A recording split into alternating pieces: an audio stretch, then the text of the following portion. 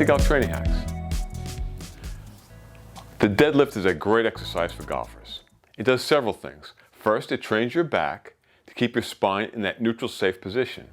And a neutral spine buffers force best. And there's a lot of force in the golf swing.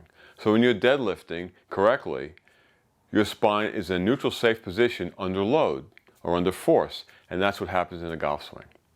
The next thing the deadlift does, it improves glute complex strength, your hip strength. It improves hip drive. And the third thing it does is help you with extension in your hips. And that's so important in the golf swing because in the golf swing, our hips are going backwards. And here's what I mean. As you're coming through your rotation into your impact point, this leg, this front side, this hip is forcefully driving into the ground and backwards. So this hip is extending and going backwards. On the rear side, as you're going into your backswing, this leg and this hip is forcefully extending and driving backwards. So the movement of the golf swing is extension and hip drive, coming down into compression, extension, and hip drive.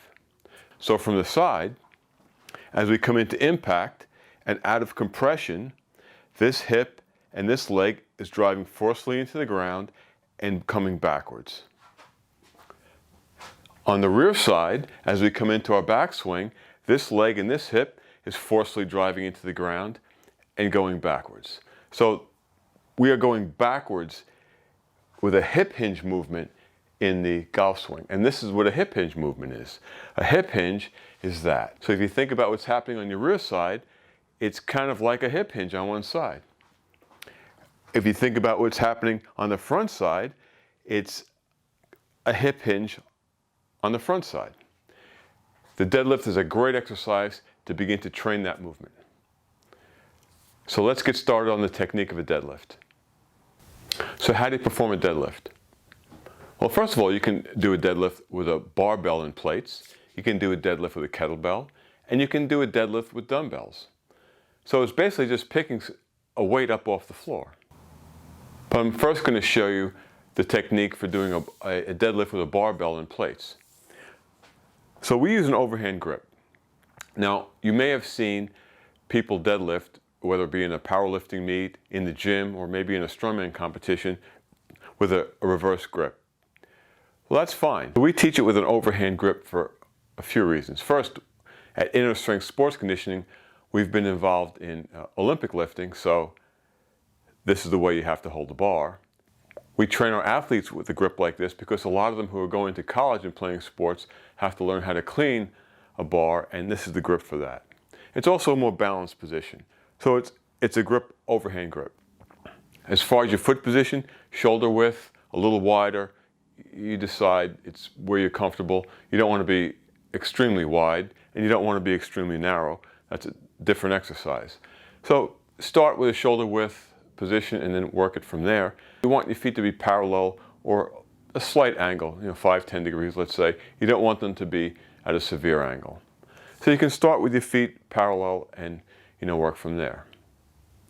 From the side, the way you're going to begin to go down and grab the bar is with a hip hinge. First, you set your shoulder in a neutral position, find a spot in the floor. You don't want your head moving back and forth. You want to keep your cervical spine in that neutral extension. So you're going to find a spot on the floor.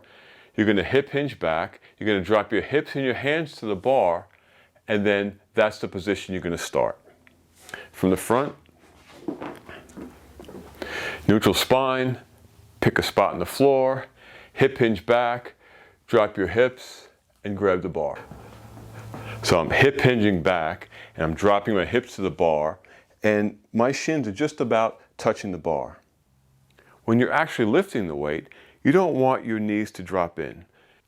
You want your hips to externally rotate somewhat. That's a stronger position. So as you're lifting the bar, it shouldn't look like this. It should look like this.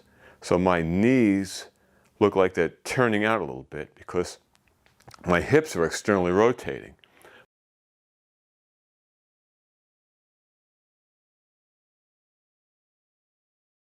My feet feel like they're screwing into the ground without turning. So as I'm lifting the bar, I'm pulling it up like this. We're not lifting it like this. That's a very weak position. So you hip hinge back, your back's in a good position. So that's where the bar would be.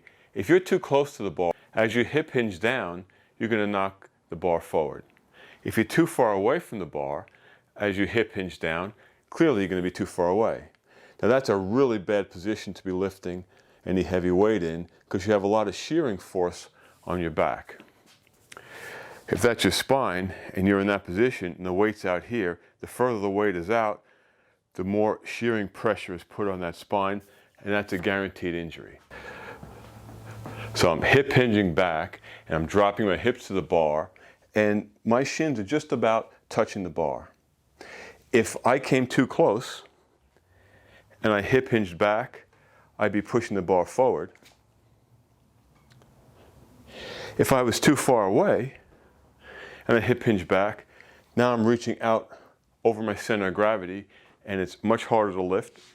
But not only is it much harder to lift, but you have a lot of shearing force on your back because the weight is out here and you're lifting it like this instead of keeping it into your center of gravity. So when you're lifting the bar out of the deadlift position, so neutral spine, hip hinge back, I go to grab the bar, I'm pulling the bar into me.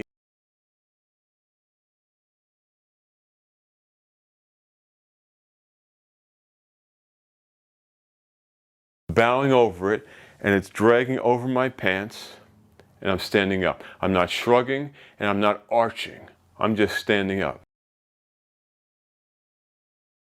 So as far as the position goes, at the bottom when you're starting the lift, so I'm hip hinging back, I'm down, so that's where I would be. So the bar is pulled in to you as you're lifting up. You can hear the bar drag along my pants. I'm dragging this bar. I want this bar as close as I can to my center of gravity. Think about the extreme position, which would be out here. That's a lot of shearing force. There's no way you're going to lift a lot of weight like that. And it's also extremely dangerous for your back. So this bar has to be close to you. So I'm here, back stays neutral. I'm pulling it in. I stand up. I'm not arching. And I'm not shrugging. I'm just standing up.